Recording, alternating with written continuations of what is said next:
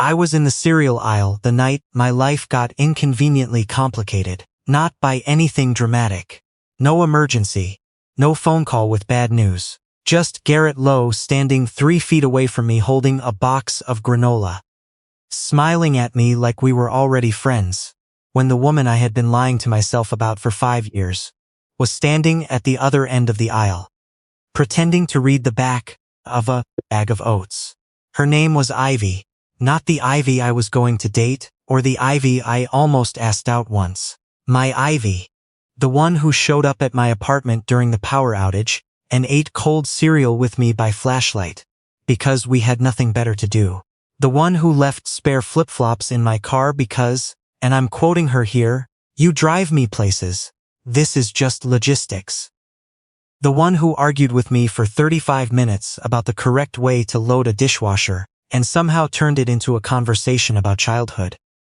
Garrett was new. He had moved into Ivy's building 3 months earlier, and had apparently decided she was the most interesting person in it, which, objectively, he was not wrong about. He was also, unfortunately, pretty decent, which made the whole thing worse. "You're Ben, right?" he said, reaching past me to grab a different box. "Ivy talks about you a lot." I looked down the aisle. Ivy had her hair pulled back and she was reading the oat bag like it contained classified information. "Good things, I hope," I said. "Mostly," he said, and grinned. "She did warn me you have strong opinions about dishwashers." I smiled because that is what you do. He headed toward her end of the aisle. She looked up from the oats, and the smile she gave him was warm and easy. Not the same as the one she gave me, but not nothing, either. I stood there holding a box of cereal I did not need. 5 years of being exactly where I was. Standing on the right side of the line, close enough to matter, far enough that it was technically fine. I was good at this. I had made an art form of it. I knew how to be exactly useful without being anything else. I knew how to laugh at the right moment. How to take the middle seat in a crowded car without being asked. How to show up when she texted at 10 p.m. and said, "I'm having a day," without any punctuation, which meant it was worse than she was letting on. I had convinced myself this counted for something. The 3 of us got sandwiches from the deli section and ended up at her kitchen table, which was covered in a layer of papers, her laptop, 2 mugs, and a half-finished crossword puzzle. Ivy cleared enough space for our food and didn't apologize for the mess, which I liked about her. Garrett looked around the apartment the way people do when they're trying to understand someone new. "You have a lot of plants," he said. "I'm building a staff," Ivy said. "She names them," I told him. "Of course she does." He smiled at her. I watched her smile back. I went home around 9 and sat on my couch and stared at the wall for a while. My apartment was clean and quiet. Everything was where I left it. Nobody had borrowed my hoodie. There was no half-empty mug on my coffee table that wasn't mine. No 20-minute argument about whether a podcast about true crime counted as relaxing. I picked up my phone and put it back down 3 times. Then I texted her. The granola he picked was the one with dried cranberries. "Just so you know," she replied immediately. "I know, I was watching then." "Why are you critiquing his groceries, then?" "Also, I like cranberries." I typed 3 different responses and deleted all of them. I settled on, "Sleep well." She sent back a plant emoji, and then a moon emoji, and that was how it ended. I did not sleep particularly well. I should explain what 5 years looks like from the inside. It starts normal. You meet someone through friends. In our case, at a bonfire, in someone's backyard, late September, the kind of fire that smells like fall and keeps people standing close together even when they don't need warmth. Ivy was there because she knew the host. I was there because my college roommate dragged me out of a very comfortable evening of doing nothing. She was standing at the edge of the firelight eating chips from a bag like she was watching a show. And when I walked over, she offered me the bag without looking up and said, "It's almost over." The part where someone tries to pour lighter fluid on it. "That always happens," she agreed. "It always happens." 30 seconds later, it happened. We laughed at the same time, and that was that. We exchanged numbers, because we were both leaving at the same time, and it seemed natural. She texted me the next day with a news article about a different backyard fire 2 states away. I texted back, we were ahead of the trend. She sent, I'm framing this screenshot. It built slowly. Coffee that wasn't a date. Dinners that were technically just catching up. Movie nights that ran late. Long drives for no reason. Other than we were both restless and didn't have anywhere better to be. At some point, it stopped being new friend energy and became something harder to name. The kind of comfortable that takes years to build and only exists with very specific people. The kind where you can be in the same room doing different things. And it doesn't feel like silence. It just feels like being somewhere good. I should have said something 2 years in. I didn't. I told myself the timing wasn't right. Then I told myself she didn't see me that way. Then I told myself I'd rather keep what we had than risk it. And that was true. But it was also the most convenient excuse available. By year 4, I had stopped examining it and started just living with it. The way you live, with a creak in your floor. You know it's there, you step around it, and most days, you don't think about it at all. Then Garrett showed up with his cranberry granola and his genuinely okay energy, and I thought about the creak in the floor for the first time. In months. Ivy called me on a Thursday morning in November. I need a second opinion, she said. No hello. On something specific, good morning to you too. Good morning, I need a second opinion. I poured my coffee and leaned against the counter. What is it? There's a thing happening Saturday, like, a thing. And I don't know how I feel about it. I knew what she meant. She had been dancing around it for 2 weeks. Garrett had asked her to a thing that was clearly a date, but neither of them had used that word yet. This was how Ivy handled things she wasn't sure about. She talked around them until she could see the shape of them. Are you asking if you should go? I said. I'm asking how you feel about it, she said. There was a pause. I looked at my coffee. Why does it matter how I feel about it? Because you're my person, she said. Like that was an obvious reason. I ask you about everything. She did. She asked me about job decisions and apartment layouts, and whether she should email back the client who had been rude to her or let it go. I asked her about the same kinds of things. We had been each other's people for a long time. We both knew it. We had just agreed, somewhere without ever discussing it, not to name what it meant. I think you should go if you want to, I said. Silence. That's a very diplomatic answer, she said. I'm a diplomatic guy, Ben, Ivy. Another pause. I heard her move around in her apartment, the soft sound of a mug being set down, a chair shifting. I'm not asking for permission, she said. I don't know. I'm talking to you because I always talk to you. You're the first person I call. I know, I said. And sometimes I wonder if that's the problem. I set my coffee mug down too carefully. What do you mean? I mean, she stopped, started again.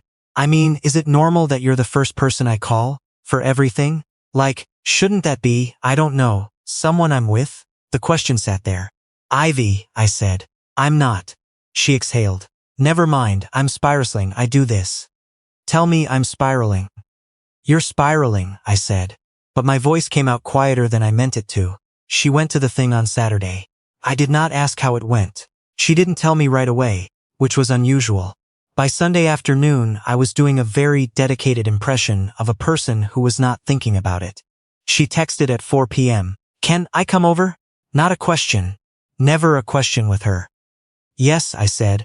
She showed up 20 minutes later in her green jacket, the one she'd had since before I knew her, worn at one of the elbows, but she refused to retire it because she claimed it had good bones.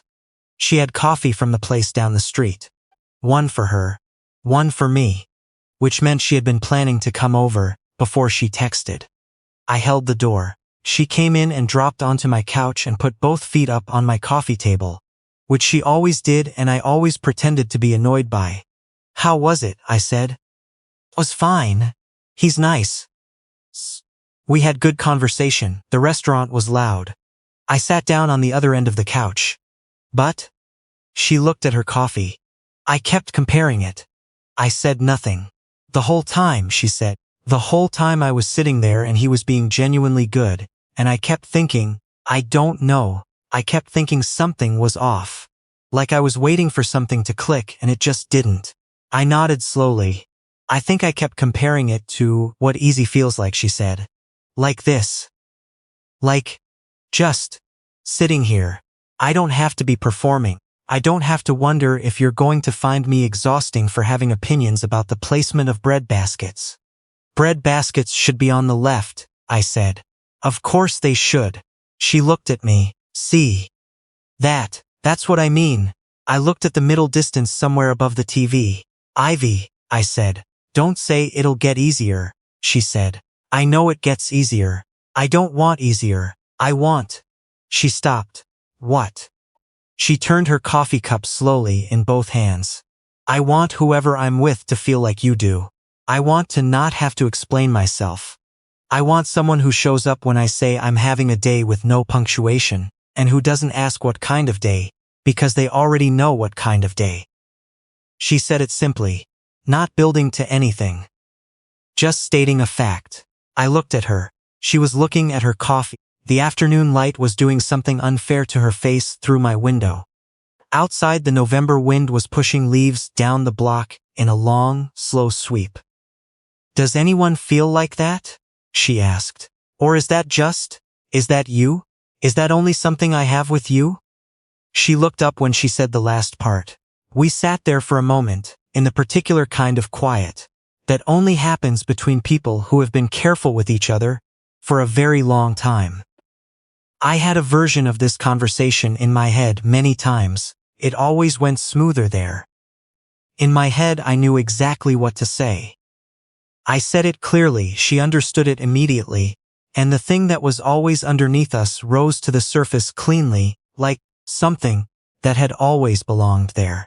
In real life, I was sitting on my couch with a coffee I wasn't drinking, looking at my best friend, feeling every version of this moment I had not said. I've been trying to figure out how to say something for a while, I said. Ivy went still. And I keep not saying it because, I exhaled. Because this is the part of my life that works.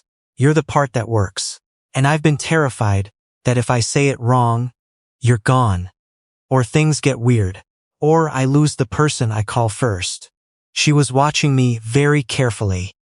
But Garrett showed up, I said, and I stood in that grocery aisle and felt something I have been refusing to feel for years, and I am done being diplomatic about it. Ivy set her coffee down on my coffee table, next to her feet. The reason I never click with anyone, I said, is because they're not you. They're fine. They're good people, but they're not the person I'm building a parallel conversation with.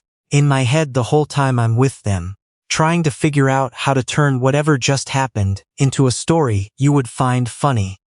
I stopped. That's been going on since year 2. Maybe earlier. I stopped counting. Ivy opened her mouth.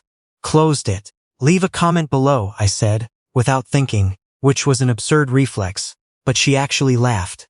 A small surprise sound. Was I wrong to say it? Or did I wait way too long? Tell me in the... I stopped myself. Sorry. I don't know why I said that. You're nervous, she said. I'm extremely nervous. She looked at me for a long moment. There was something moving across her face that I couldn't fully name. Not surprise, exactly. More like someone doing the math on something they had already been doing the math on, and finally getting to see the other person's work. Ben, she said. Yeah, you compared every woman you went out with to me. Yes. For years, yes. And you didn't think to mention it. I thought I was being reasonable, I said. I had a whole argument for it. About not risking things. About how what we had was already good. About how some people are just in your life as the good ones. And maybe that's the shape it takes. That's a very long way of saying you were scared. I was very scared, I confirmed. She uncrossed her feet from the table and tucked one leg under her instead, turning toward me. Her jacket was slightly crooked at the collar, and she didn't fix it, which was very Ivy. "Can I tell you something?" she said. "Please. The reason I called you first on Thursday morning was because I wanted you to tell me not to go. The room did something complicated. Ivy. I know." She looked at her hands. "I know that's not fair. He didn't do anything wrong. But I called you and I wanted you to give me a reason, and you didn't, and so I went, and the whole time I was there I kept thinking about the way you said, 'I think you should go, if you want to,' and how carefully you said it." She glanced up. "You were diplomatic." "I was trying to be good," I said. "I know." Her voice was soft. "You're always trying to be good." I thought about all the times I had been careful. The drive home from parties where I'd had every opportunity, and chose to be a safe person to be around instead. The birthday where she cried because work had been brutal, and I sat on her fire escape with her while she talked it through. And I kept my hands in my pockets like a man diffusing something. The night last winter where she fell asleep, watching a movie with her head on my shoulder, and I stayed completely still for the entire second half, because I did not want to be the reason she moved. 5 years of trying to be good. "I'm done being good," I said. Ivy looked at me. Then she said, "Finally." Not dramatically, not like a conclusion to a movie, just, finally, like she'd been waiting for it and was very ready to stop waiting. I moved first. She met me halfway, which I should have predicted because she had always been that way. Whatever we were doing, she came toward it instead of waiting. Even at the bonfire. Even reaching into a stranger's chip bag. She had never been a person who waited at the edge. Her hand found the front of my jacket, and for a second we were both still. Then I kissed her. She kissed me back before I was even finished starting it, which made me feel slightly ridiculous about the years I'd spent being so careful, because this felt like finally stepping into a room I had been standing outside of for a very long time. When we pulled apart, she kept her forehead against mine. "Okay," she said. "Okay," I agreed. "That took forever. I know. I have had your jacket collar in my hand for..." She looked down. "About 40 seconds. I'm going to need a minute." I laughed. She laughed. Her forehead dropped to my shoulder. "Can I ask you something?" she said, into my jacket. "Sure, are you going to be weird about this? Like, the good kind of weird, where you overthink everything out loud and I know what you're feeling? Or the bad kind where you go quiet and I have to translate your silences like a puzzles?" "Probably the first one." "Good. I can work with that." She sat back and looked at me.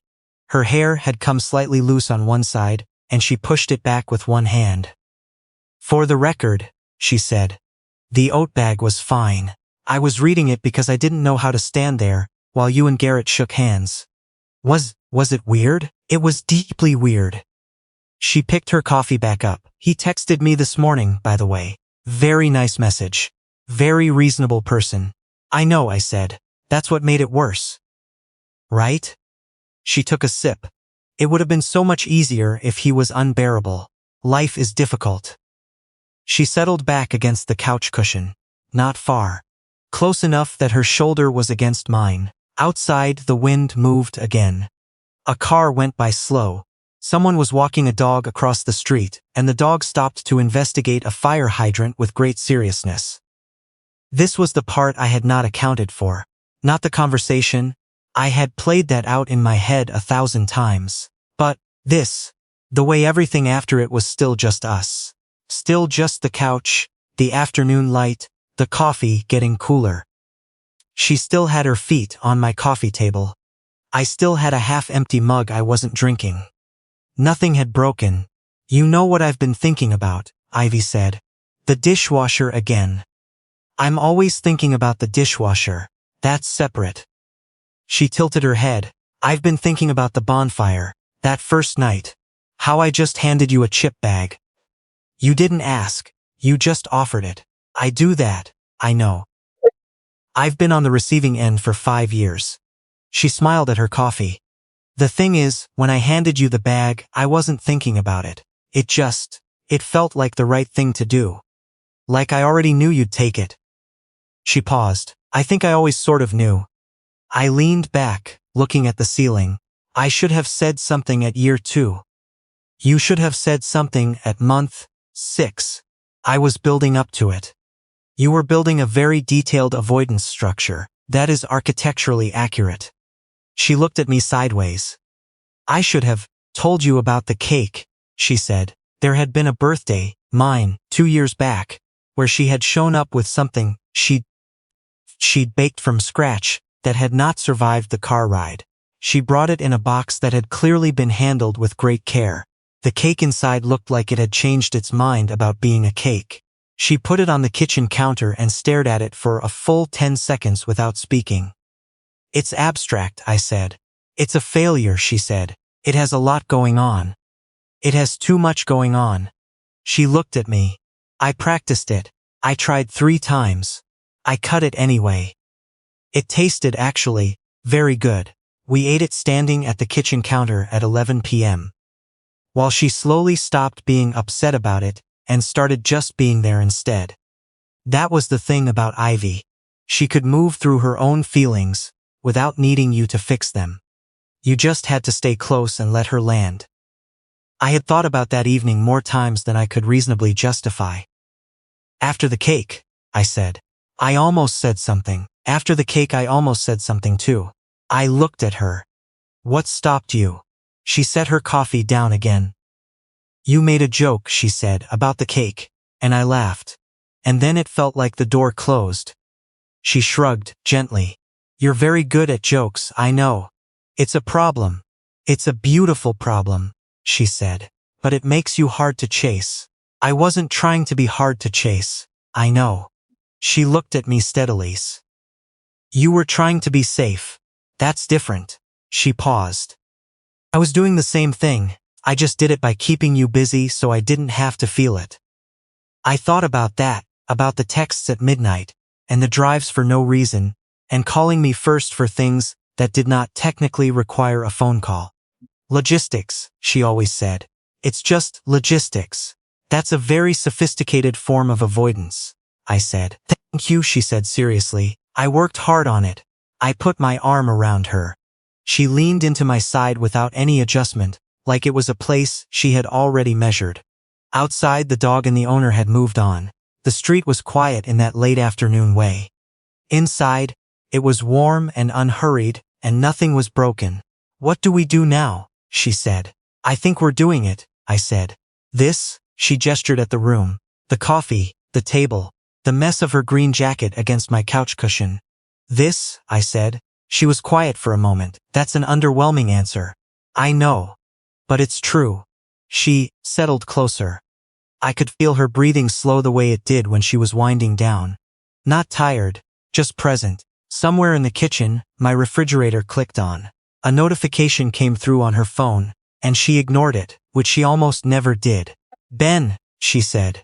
Yeah, for the record, I was never actually reading that oat bag. I know, I said. Evie, what? Same chip bag, I said. Still.